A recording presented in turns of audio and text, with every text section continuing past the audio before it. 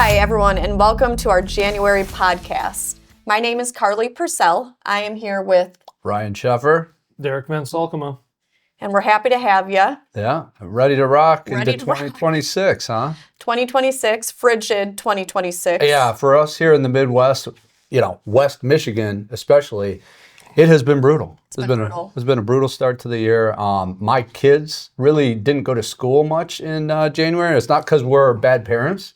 You had different holidays in there, and then just the weather has been brutal. In fact, it took the polar vortex, man. Yeah, Derek last month. It was tough. Missed the podcast. Yeah, Missed the podcast. So, anyway, any of you tuning in from a warm weather destination, just say a little bit of thanks there. And kudos to you for and being kudos to you for your life decisions. Yeah. Well, and you had a dog, up with a surgery and stuff. Yeah. Beginning of the year, my dog tore her ACL. Yeah. So that's been fun. And my household had a new puppy join us in December, so that's been fun trying to house train a dog in this type of environment. So anyway, don't check my personal decisions as professional decisions, right? That might not have been the best strategy.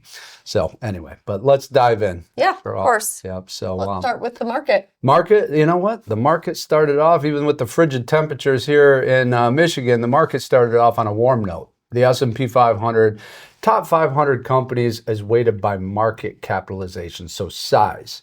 There's a couple nuances too, positive cash flows and things that the Standard & Poor's index creators bring into the fold there. But by and large, top 500 companies in the U.S.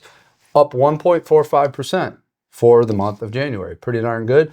Bonds, we like to explore how the bond market did. Also, every month the bond market, as measured by the aggregate bond index, so a basket of bonds, was up 0.11%. Rather flat, but still positive on both sides. Positive. So more specifically, client portfolios. They like it. They like the month. In fact, I will say this, and we'll get into this a little bit later, but most client portfolios have an element of other influences rather than just stocks and bonds. I mean, after all, that's diversification. But you look at right out of the gate, precious metals. Wow. And we'll get to that later. I don't want to get too far ahead of ourselves. But really, the month of January was quite robust. In fact, oftentimes I do this sanity check where you go, for the 1 month, what was the return for client portfolios? Then you annualize for 12 months, you go, whoa, okay, the market needs to pull back here. That's probably not realistic to expect that robust of a return every month into the future. So anyway, it was a good month. Come on. We carried a lot of momentum forward in 2025, and as we see the beginning of 2026, what kind of momentum or anticipated momentum could we see kind of carrying over? Yeah. Well, so Derek, one of the things that we talked about last month was we were going to be making some changes into the, portfolio changes into the new year. So before we dive in there, because this is going to all translate, but let's talk about, portfolio movement did take place in the month of January. Carly and I talked about, those trade confirmations and trying to work through them. So good. You needed that little primer because we did make some moves in portfolios. It wasn't a huge deviation from what was working through 2025. Therein lies the next topic here. But when you look at some of the things we do from time to time is evaluate, does this investment vehicle warrant a position in your portfolio? You have us here to make sure that with the best of our abilities, we've got the best vehicles working for you. Sometimes we have to evaluate those. Is there a better way to get this exposure, that exposure? And you would want us to be doing that. So some of the movement that you saw in January was going after the same themes, going after the same influences in your portfolio, but just doing it maybe in a little bit different way. And that's how we create that edge or that alpha. So Derek, you're right. I think we're definitely going to see, think about what a new year is. It's one day, right? It's a movement of a day. So, it's big, but really the market doesn't care much. A lot of the same themes and momentum that we had through 2025 would carry over into 2026, and that should be a good thing. because after all, there was a lot of stuff that worked in 2025 if you were in the right places. So, when you think about like a stable financial environment, the banking system is robust right now. We're seeing a lot of good things in that banking world. So the stability of financial conditions is people can get loans if they need them. Corporate America's financials are robust. Balance sheets are strong.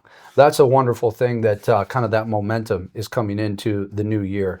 Inflation is continuing to ease. Yet again, that allows interest rates to kind of find a range and not be so volatile. And that's a really positive sign for risk-seeking endeavors and things. So as much as there's some stuff that will change into 2026, and we're going to talk about some of that here today even, but I think you're carrying a lot of good momentum coming over, a lot of health coming over. And that health that would come over from 2025 opens up new opportunities that we can, I don't want to say aggressively pursue, but confidently pursue. Right, and I think one of those themes that has kind of carried over from 2025 is in that commodity space.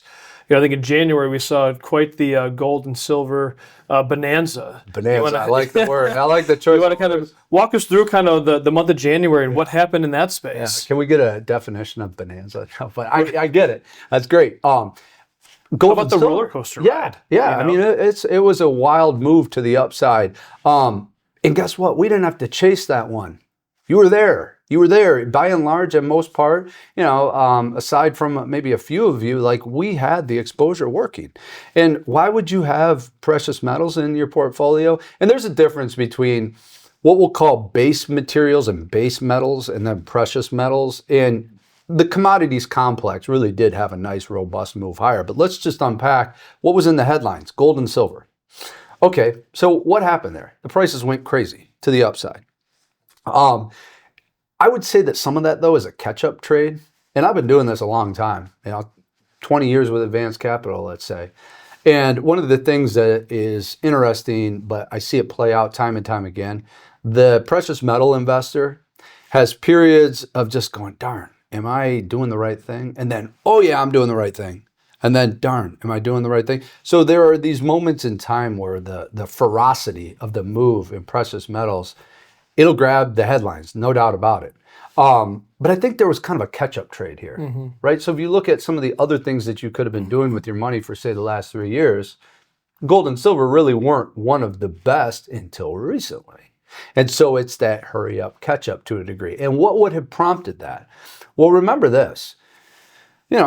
Gold is a yellow, shiny metal, and we've allocated a value to it. Okay. And what's that value? Well, it's kind of like how many dollars would it take to buy an ounce of gold? Well, imagine if we go create a bunch of dollars and now there's a more from an abundant standpoint of dollars. All of a sudden, we need more dollars to buy that ounce of gold. We need more dollars to buy that ounce of silver. But really, maybe it's more a function of then, it's not like we found a new use for gold, not like we found a new use for silver. Now, some of you might argue with me because of battery technology and stuff, whatever. Let's talk about just in general terms, material terms. Nothing changed much except the dollar got weaker, right? Why would the dollar get weaker? Because we've been printing a lot of it. Well, Congress has really continued that momentum along the way here. And I think that it became a point too where we've challenged a lot of global trade relations. Let's face it, the Trump administration has challenged a lot of that paradigm. We're not here to argue whether good or bad. It doesn't matter what your perspective is on it, but it's changed. So not only do you have a weakening dollar, but you have maybe just a different global trade arena that you're playing in, and that changes the whole paradigm. So now maybe a trade partner that we've had a relationship for many, many years has looked at it one way, and then we change it all, and then they look at the strength of the dollar, and then they start to say, well, what else is out there? Well, if you go just start to treasury assets in a different country's currency, well, you bring on different problems. Gold is that tier one asset class that is not tied to a political regime, a country regime, but it is a store of value. And when you look at what is a little bit unique and different about this run in precious metals, is it truly has been a run for not the futures contracts, not paper, but the actual physical metal. So anyway, happy to be there, happy that clients have been able to move up with that. We'll keep our eye on it because, I think that that's what's going on right now. But you could argue that, gold often front runs challenging environments globally. It's kind of your hedge against everything going wrong. And look at the headlines around the world. They would lead into opportunity for something to go wrong. So we'll monitor. But well, kind of switching gears to more monetary policy, right? We've seen in January, President Trump nominated Kevin Warsh to be the next Fed chair. What can you tell us about him from a high level? What would be some of the expectations that we would see play out if he does end up getting through the nomination process? Honestly, from my perspective, there were three reasonable candidates for that nomination, and I wouldn't have expected it to be Kevin Warsh. But the Trump administration is up against a couple factors. One of those factors being whoever they nominate has to get through the Senate and be a logical, smooth move through the Senate. And if it's somebody who's too close to an organization or somebody who is perceived as a yes person, they might not make it through that Senate confirmation. So Kevin Warsh was probably the best bet in that relationship. He's already served as a board governor, actually back through the great financial crisis, so go back to that 2008 era, I believe, and don't quote me on this, but I believe his term as a governor was like from 2004 into 2016, something like that. So, he had experience in a really challenging time. So not only could you kind of prove that there's maybe a separation between the Trump administration and Kevin Warsh, also he's been there, done that.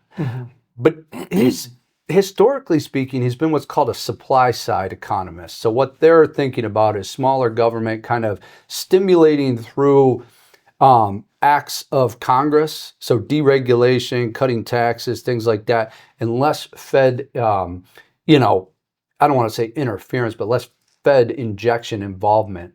And where does that come in? Well, it's called quantitative easing.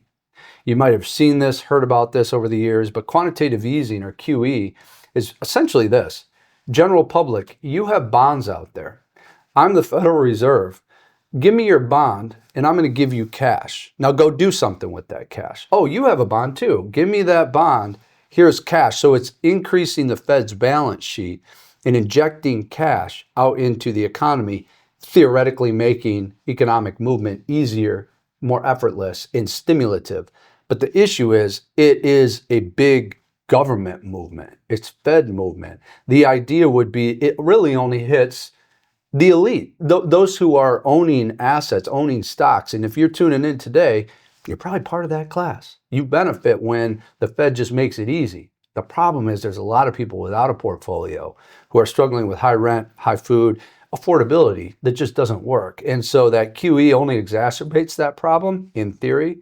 So if you reduce the QE and stimulate through kind of that supply side, generally speaking, you would be allowing Main Street to participate, make it a little bit easier. So, but the issue is, it will be a total deviation from the trend that we have seen play out. So I don't want to get too deep into the weeds with it because there's still a lot that has to play out. And quite frankly, we might have a different person as the true Fed chair after Jerome Powell. Just because there's a nomination doesn't mean it's a foregone conclusion. True. Yeah.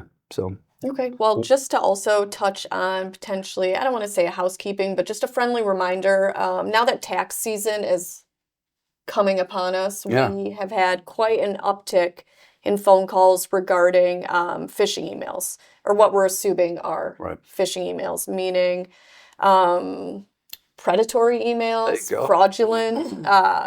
Quite a few people are getting emails about hurry, rush, free money regarding your taxes. Well, so Carly, that's awesome. And well done bringing that up, because you're always at risk. I mean, it is crazy what big business identity theft is. Oof. It's sickening, quite frankly. But we are on the front lines of it. We are on the front lines of it. Carly is certainly on the front lines of it. So we always see these. And is it mainly emails or is it phone calls? What are clients talking to you about? It's both, but I would say email over phone. Okay. Just a reminder to be very cautious. In my mind, most of them are fraudulent. When they're saying you've either won something or do something. Yeah, if they're rushing you to do something for them, provide something to them, always be hesitant. Well, and the IRS isn't going to send you a text message either. Yeah. Right? So if you're getting text messages from the IRS or a government entity, 99.9, maybe even 100% of it's going to be fraud. Right. So don't click on those links. Well, call us. That's the beauty of it. Just give us a phone call if you feel like it's something that would have originated with us, or if you just want our perspective on it. And we have a militant IT team that could pursue any threat that you would be perceiving out there, and try. We could try and get you some information on it. So just don't hesitate to call. And then, Carly, you're talking about tax season. I know some of you celebrate that. I don't necessarily, but I know some of you do. What are we thinking? I mean, obviously that it opens the door for fraud, so be careful. Correct. What are our clients looking for tax-wise? Yeah, so uptick in phone calls regarding tax forms, 1099s. Early January, mid-January, you should receive 1099s for any retirement accounts. 1099-R. 1099-R. Yeah. Depending on how you're set up, you may receive one in the mail. It might just be online on the Schwab website. Call and we can give you that information. Yeah. Another reminder, 1099 div or consolidated, if you have any accounts that are not retirement accounts, do take longer. You will not see those till mid-February, late February. You want to know why that is? Why is that? Because back in, I think it was 2012, another one of these things, don't hold me to it. The IRS required custodians and brokerages to keep cost basis information for non-IRA accounts. And for that, they gave these different entities a whole extra month to send out their tax forms. So I know it can get a little frustrating, but that's why. Yeah, so unfortunately, if you don't have it yet, there's a reason. No. It will be coming to you. Maybe make those tax appointments more like early March rather than early February. Right. And that's for those who are really celebrating and trying to... Yeah, I mean, I also like getting money back. I owed last year, so. Oh, okay. Well, Yeah. there you go. Wow. It's not always fun. Spin the wheel. Yeah. No. And to that end, I mean, we're happy to help you think about your tax landscape and think about what you should be withholding to get that tax outcome that you want. So anyway. Well, as we kind of look ahead and close down the podcast for the month, you know, you don't know this, but I want to put you on the spot. It's January. We're sitting just below 7,000 on the S&P 500. You got any predictions for us for a year-end number? Always like to put them on the spot a little bit. Yeah. Have a little fun here. I think that it's probably somewhere we would have touched 7,700 on the S&P 500, but whatever. You It's just about a 10% literally- move forward. You Right? So put me on the spot. But that that's doesn't market mean average, you know. Well, It's- how do we get there? Yeah. How do we get there is the question. You know, it could be a big overshoot to the upside and settle in, but you know, I'd like to be able to prepare for the worst and hope for the best. That's So, right. Anyway, but that's kind of where I'm at. But look we carry a lot of good stuff over from 2025. And I think that some of the stuff we have coming down the pike, we need to see how it firms up. But it's something that you can be confident in. And I think that there's an abundance of opportunities that we have yet to see play out that we are on the doorstep of. And so, you know, we'll maneuver the portfolio as needed. We'll continue to communicate with you through a number of different channels. But I think we can be confident in 2026. And guess what? If things change, conditions change, we are like water. We will adapt and we will execute for you. Absolutely. All right? Well, good job. We'll see you next month. Sounds good. Advanced Capital Management Incorporated is a registered investment advisor. Information presented on this program is believed to be factual and up to date, but we do not guarantee its accuracy and it should not be regarded as a complete analysis of the subjects discussed. Information presented is for educational purposes only and does not intend to make an offer or solicitation for the sale or purchase of any specific securities, investments, or investment strategies. Investments involve risk and, unless otherwise stated, are not guaranteed. Be sure to first consult with a qualified financial advisor before implementing any strategy discussed herein. Tax and estate planning information should not be construed as formal legal or tax advice. Always consult an attorney or tax professional regarding your specific legal or tax situation. Thanks for tuning in. We'll see you next month.